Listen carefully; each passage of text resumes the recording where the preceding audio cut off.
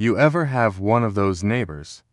The kind that thinks they own the street, the sidewalk, maybe even the air you breathe. Mine was worse.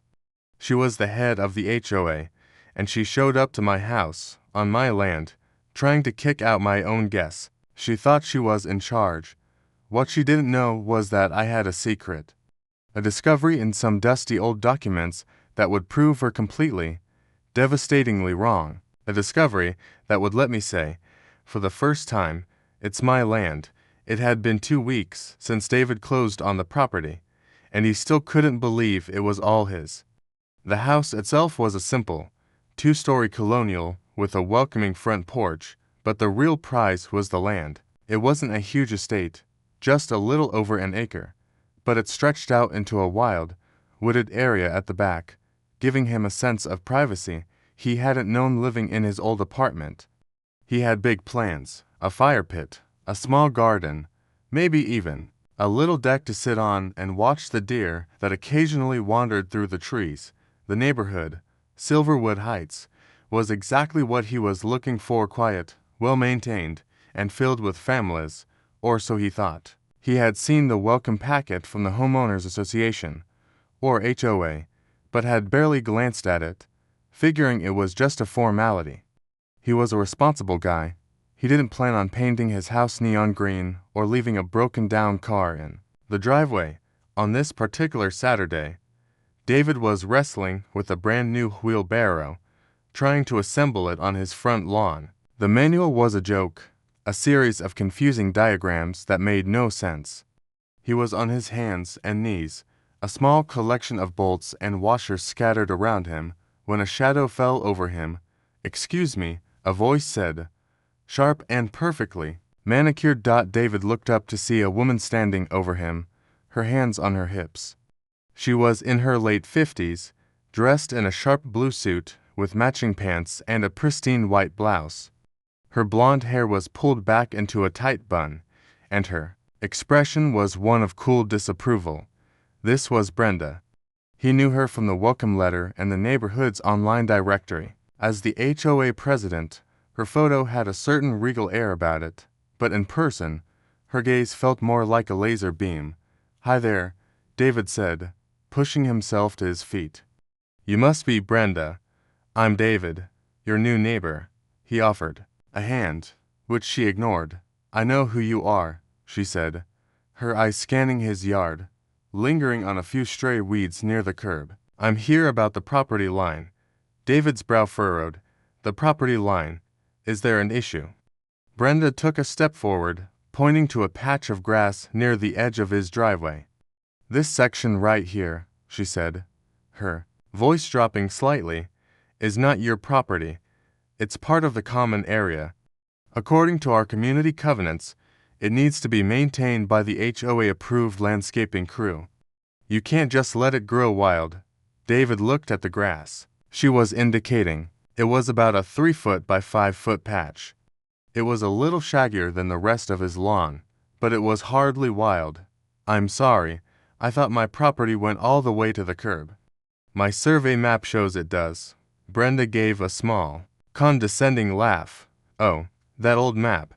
The original plots were resurveyed years ago to create a larger common buffer zone. That little sliver of land is now part of it. The fence you see," she said, gesturing to a low, decorative fence that ran along the side of his property, "is the official boundary line." David's eyes followed her gesture. "The fence was short and didn't look like a real boundary at all." "Wait, the fence is the boundary. My understanding was the property line was a few feet past it." "Your understanding is incorrect," Brenda replied, her tone final. "The HOA maintains that area for community aesthetics. You are in violation of Section 4.7 of the covenants. I'll be sending you a formal notice and a fine if this isn't corrected. The landscapers will be out next week to trim it properly, and you'll be billed for the service." She stared him down, clearly expecting him to nod and accept her. A UTHORITYA knot of frustration tightened in David's stomach. It was a small thing, a patch of grass, but it felt like a direct challenge. It wasn't about the land, it was about her power. Brenda, "Hold on," he said, his voice firming up. "I just moved in. I was never told about this. You can't find me over something like this without a warning. The welcome packet is your warning," she retorted. "It's your responsibility to read it. And you'll see that it clearly states the HOA has the right to manage common areas and enforce maintenance standards." The conversation was quickly going from a simple misunderstanding to an outright conflict. David felt his face flush. "Okay. Look, I'll take care of it myself. I'll get it cut. You don't need to send anyone out." Brenda's lips thinned into a razor-thin line. "It's too late for that. The notice has already been drafted. Consider this a lesson in how things are done in Silverwood Heights. We have rules here, we follow them, and we expect our residents to do the same." She turned on her heel and started walking away, her blue pants swishing with each step. David stood there for a moment, a storm brewing inside him. The wheelbarrow kit lay forgotten at his feet. It wasn't just a patch of grass anymore. It was about principle. He wasn't going to be pushed around by the neighborhood's self-proclaimed queen. He had a feeling this wasn't the end of their little encounter. It was only the beginning. Just 2 days after his tense encounter with Brenda, the first letter arrived. It was crisp, official, and held a tone of cold finality. It stated, in no uncertain terms, that David was in violation of community covenants and owed a $150 fine for the improper maintenance of a common area. Attached was a list of demands. He was to pay the fine within 10 days and allow the HOAS landscapers access to his property to remedy the infraction, a service for which he would be billed an additional fee. David stared at the letter, his frustration boiling over. It wasn't about the money. It was about the principle. Brenda wasn't just enforcing a rule. She was using her position to bully him. He crumpled the letter and threw it into the trash. He would not be intimidated, but the letters kept coming. The next week, another fine for a different, equally trivial violation was issued. This time, Brenda claimed the color of his new mailbox didn't match the HOAS-approved palette. David had no idea there even was an approved palette. Each letter was a new brick in a wall of harassment, designed to make him feel powerless. The turning point came when Brenda sent a letter directly to his new job, using her HOA title. It was a veiled threat, implying that his lack of cooperation with the community rules reflected poorly on his character. David was furious. The fight was no longer just about a small patch of grass. It was personal. He decided to stop playing her game. He wasn't going to let her scare him into submission. Instead of getting angry, he would get smart. He needed to find out the truth for himself, not just take Brenda's word for it. David started his research on a rainy Thursday evening. Armed with a strong cup of coffee and a laptop, he began by searching for the Silverwood Heights community covenants online. He found a digital copy, a sprawling, 200-page document filled with legalese and jargon. It was tedious work, but he meticulously read through section after section, looking for any mention of the property line changes Brenda had described. He found regulations on fence height, paint colors, and even the type of shrubs allowed, but nothing about a resurvey that would have changed the common areas. He then shifted his focus to public records. He spent hours on the county clerk's website, searching for the original land survey of Silverwood Heights. He found the initial plat map from the 1980s, a blueprint-like drawing of the entire subdivision. He zoomed in on his specific plot, Lot 17. The map clearly showed his property line extending all the way to the curb, exactly as he had initially believed. There was no mention of a common buffer zone in that area. A tiny spark of hope ignited within him, but he knew it wasn't enough. Brenda had said the land was resurveyed. He needed to find proof of that. He dove deeper into the digital archives, searching for any revised plat maps or land deeds filed after the original development. Days turned into nights. He became an expert at navigating the obscure corners of the county's online records system. His living room was a mess of coffee cups and printouts. He followed every lead, cross-referencing names, dates, and parcel numbers. He found documents related to the construction of a new neighborhood park, an updated sewage system, but nothing that referenced a formal resurvey of his lot or the common areas.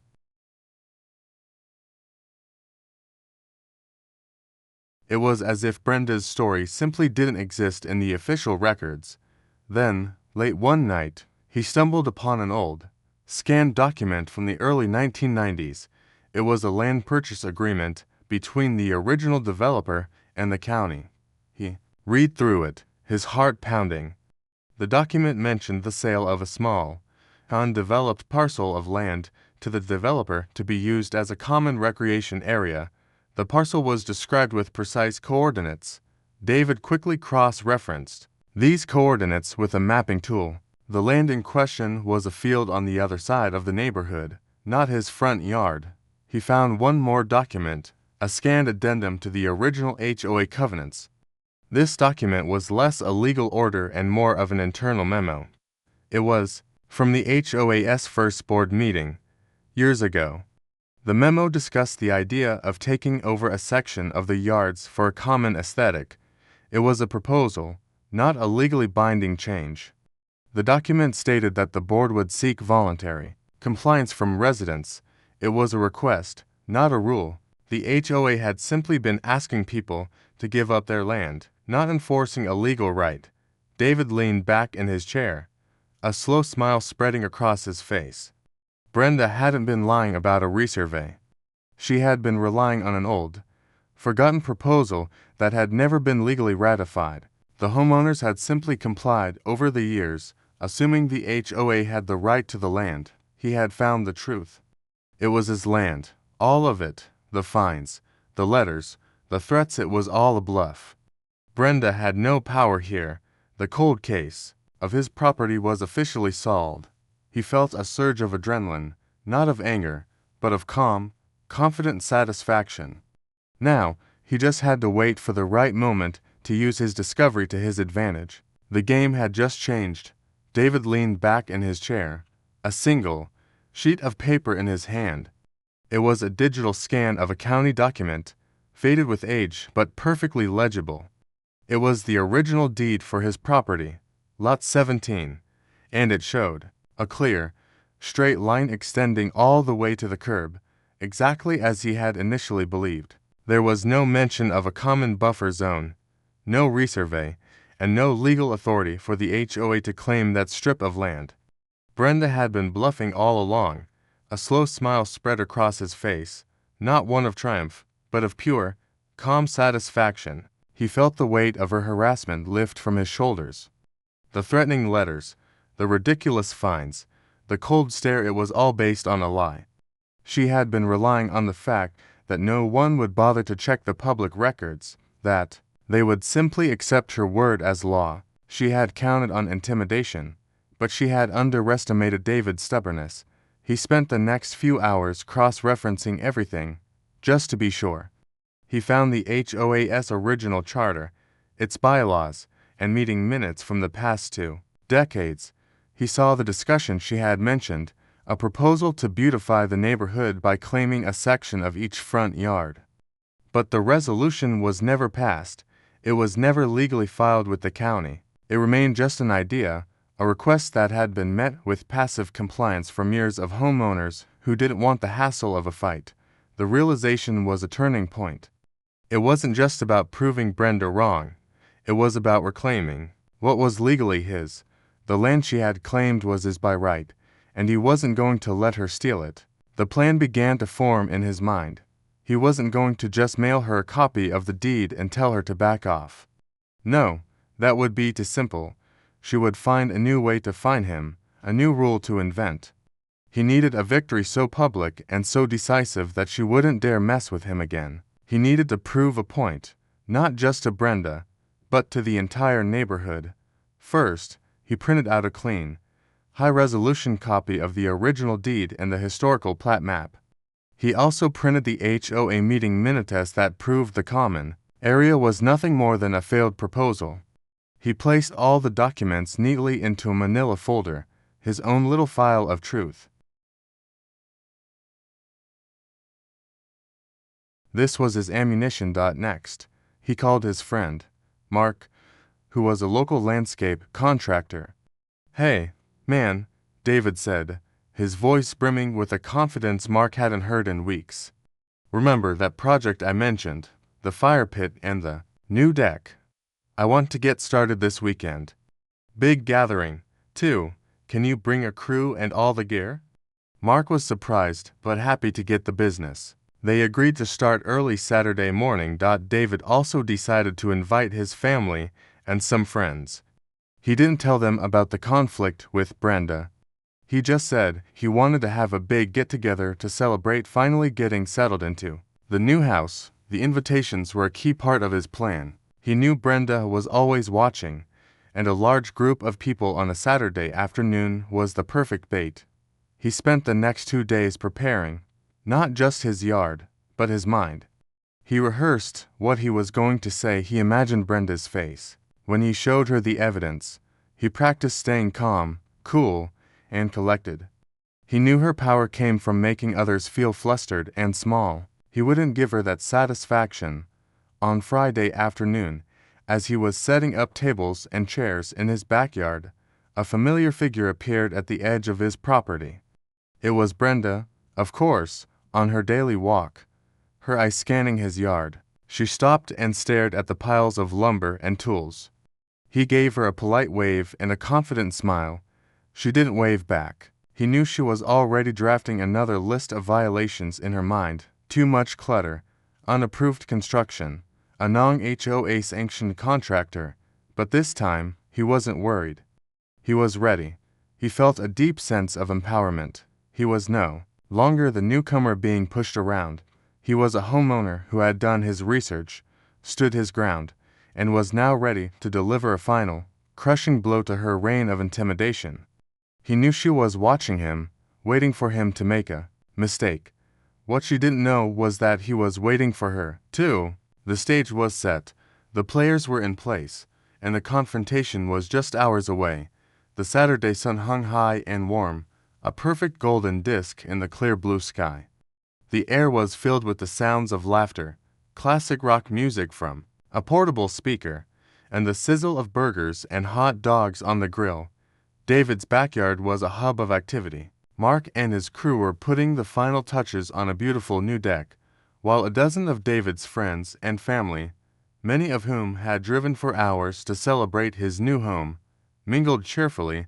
This was exactly what David had envisioned. For his property, he was flipping a burger when he felt a familiar, cold sensation, the feeling of being watched. He glanced over his shoulder and saw her, Brenda.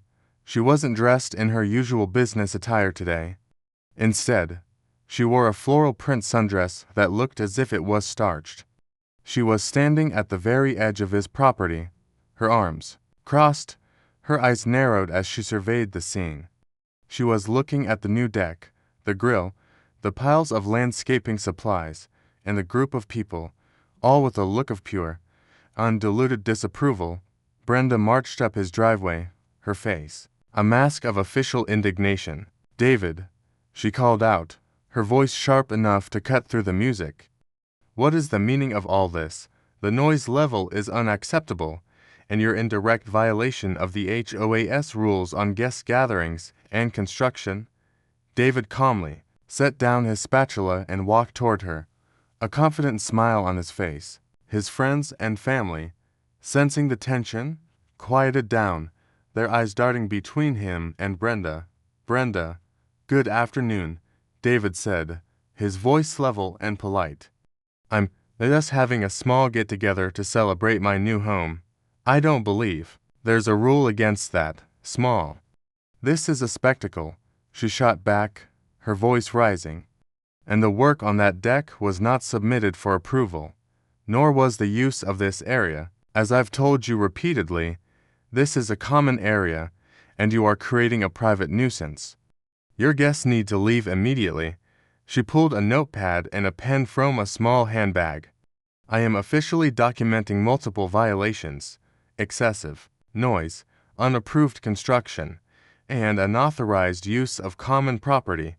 This will result in a substantial fine." David's smile didn't falter. He reached down and picked up a manila folder he had placed on a nearby table. "Brenda," he said, holding the folder out to her. "Before you go to all that trouble, I think you should see this." She hesitated. For a second, her expression turning from anger to suspicion. She looked at the folder, then at him, as if trying to figure out his game. "I don't need to see your personal paperwork.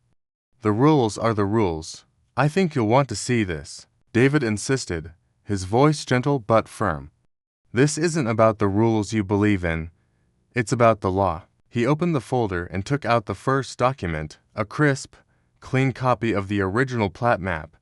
He pointed to the lines, tracing his finger along the boundary of his property. "This is the original land survey for Lot 17. See here, the line goes straight to the curb. It was never resurveyed. This whole area you claim as common is, and always has been, part of my legal property." Brenda's confident smirk wavered. She quickly glanced at the document, but her eyes seemed to skip over the details. "That's an old map. I told you, things were changed, were they?" David countered smoothly, his tone calm and deliberate. "Because I've also been through the county records. I've found every single land deed, addendum, and survey that has ever been filed for this neighborhood. And you know what I found? Nothing. There is no legal record of a resurvey. There is no document where I, or any previous owner of this house, signed over this piece of land to the HOA." He then pulled out the second document, the scanned meeting minutes from the HOA's first board meeting. "And I found this," he said, his voice dropping to a low, powerful tone. "It's the original proposal to take over this land for community aesthetics. It was never approved. It was just a suggestion, a request for voluntary compliance, which means you have no legal right to this land at all." Brenda's face went pale, the color drained from her cheeks, and her mouth hung slightly open. The authoritative posture she had held just moments ago crumbled.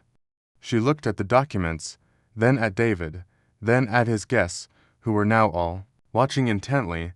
Her entire world, built on the foundation of her self-made authority, was collapsing right in front of her. David took a deep breath, looked her straight in the eyes, and delivered the final, crushing blow. The line he had rehearsed, the one that meant so much more than the words themselves. "Brenda," he said, his voice as steady as a rock, "you can't kick my guests off my property. Because, as these documents prove, this isn't a common area, this isn't a community buffer zone. This isn't a request, this is the truth." He gestured around him at his lawn, his new deck, and the fire pit in the making. "It's my land." The crowd of his friends and family erupted in a mixture of gasps, cheers, and applause. One of his friends let out a triumphant whoop. The music, from the speaker, which had been lowered, suddenly felt like a victory anthem. Brenda, stunned and utterly defeated, didn't say another word. She simply put her pen and notepad back in her bag, turned around slowly, and walked away, her shoulders slumped in total defeat. She didn't look back. Brenda turned and walked away, her earlier sharp posture now a defeated slump. The once crisp blue suit seemed to sag on her frame, and her hurried steps lacked their usual purposeful rhythm.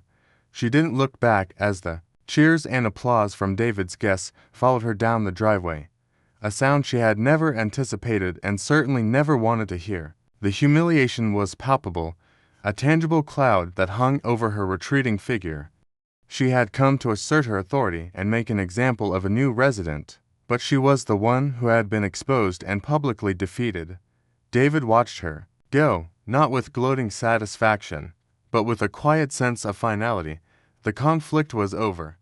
As Brenda's figure disappeared around the corner, a few of David's closest neighbors, people he had only seen from a distance, began to cautiously approach. An elderly woman, Mrs. Peterson, waist first. "Young man, what you did today was a long time coming," she said, a kind smile on her face. "That woman has been ruling this neighborhood with an iron fist for years. Nobody ever had the guts to stand up to her. We all complied. Her words were echoed by others. A man from 2 houses down, Mr. Chen, clapped David on the shoulder. We always knew that land was a gray area. Brenda just used it to bully everyone. Thank you for doing the research we all should have done. The genuine gratitude in their voices was a more powerful reward than any amount of money. David felt a rush of pride, not for winning a fight, but for earning the respect of his new community. He spent the next hour answering questions, showing his neighbors the documents, and listening to stories of Brenda's past overbearing actions. It was an unofficial community meeting, a celebration of a shared victory over a long-standing source of tension, with the sun beginning its slow descent, casting a warm, orange glow over his property. David's guests and friends returned to the party. The mood was electric. The victory over Brenda had made the air taste sweeter and the laughter sound louder. The hamburgers on the grill seemed to sizzle with a new, joyful energy. Mark, the landscaper, came over and shook his hand. Looks like we're building a whole lot more than a deck now, huh? He said with a grin. David smiled and nodded, a feeling of peaceful triumph settling over him. He grabbed a cold drink and sat on the edge of the newly constructed deck, his feet dangling over the side. He watched his friends and family enjoying the space.